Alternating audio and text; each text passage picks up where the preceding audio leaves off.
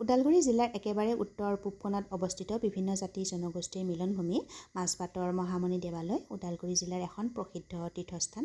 নমস্কাৰ সকলোকে মোৰ অন্য এটি ভিডিঅ'লৈ। আশা কৰোঁ আপোনালোক সকলোৱে ভালে কুশলে আছে। আৰু এয়া লগৰ কেইজনীৰ সৈতে আজি আমি মাজবাটলৈ আহিছোঁ মহামণি থানলৈ। আৰু মহামণি থানলৈ আহিছোঁ যেতিয়া ভাবিলোঁ মহামণি থানৰ বিষয়ে দুআষাৰ কওঁ বুলি মই অকণমান পঢ়িছিলোঁ মহামণি থানৰ বিষয়ে। আৰু যিকোনো এখন তীৰ্থস্থানলৈ আহিলে তাৰ মাহাত্ম্যখিনি জানিব পাৰিলে আৰু বেছি ভাল লাগে নহয়নে? যদি মোৰ কওঁতে কিবা ভুল হয় ক্ষমা কৰি দিব। জানিব পৰা মতে শীতকালীন আহি পোৱাৰ লগে লগে ভুটীয়াসকলে ভৈয়ামলৈ নামি আহিছিলে আৰু লগত অনা জাব্ৰাং, শুকান জলকীয়া, মাকৈ গুড়ি আদিৰ বিনিময়ত মাজবাট অঞ্চলৰ বড়ো, ৰাভা আদি জনগোষ্ঠীৰ লোকৰ পৰা ধান, কাপোৰ আদি সংগ্ৰহ কৰি উভতি গৈছিল। আৰু ভুটীয়াসকলৰ লগতে কেতিয়াবা তেওঁলোকৰ বৌদ্ধ ধৰ্মগুৰু লামাসকলেও ভৈয়ামলৈ নামি আহিছিলে।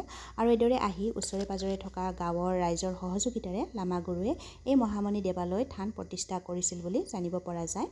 মহামণি দেৱালয় বৌদ্ধ, বৈষ্ণৱ আৰু শৈৱ এই তিনি পন্থা লোকৰ এক মিলনভূমি বুলিও জানিব পৰা যায়।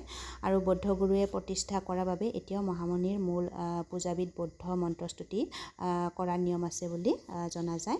এই অঞ্চলৰ এগৰাকী প্ৰভাৱশালী ব্যক্তিৰ প্ৰচেষ্টাত মহাপুৰুষীয়া পদ্ধতিৰে নাম প্ৰসংগ কৰাৰ ব্যৱস্থা প্ৰচলন হয়। আৰু লগতে এই ক্ষেত্ৰত দৰং জিলাৰ খটৰা সত্ৰৰ পৰা অহা ৰামদেও আতয়ে এই থানখন নাম ধৰ্মৰ পাতনি মেলিছিল বুলিও জনা যায়। মহামণি শব্দটোৰে শিক বুজোৱা হয় বুলিও ধাৰণা কৰে।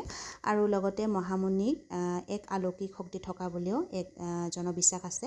দেৱালয়টোৰ গাতে লাগি থকা পুখুৰীটোত এগছি বন্তি জ্বলাই কৰা মনোকামনাও পূৰ্ণ হয় বুলি কয়। আৰু এই কাৰণে বিশ্বাসৰ বাবে মহামণি থানলৈ বহুতো ভক্তৰ আগমন ঘটে। আৰু এয়া মই পুখুৰীটোত এগছি চাকি জ্বলালোঁ। আৰু সকলোৱে চাকি বন্তি জ্বলাই সেৱা শুশ্ৰূষা কৰি এয়া প্ৰসাদ খাবলৈ আহিলোঁ। আৰু আজিৰ ভিডিঅ'টোত যদি কিবা কওঁতে মিলতে মোৰ ভুল হয় তেতিয়াহ'লে সকলোৱে ক্ষমা কৰি দিব। আৰু আজিৰ ভিডিঅ'টো ইমানতে সমাপ্ত কৰিলোঁ। ধন্যবাদ।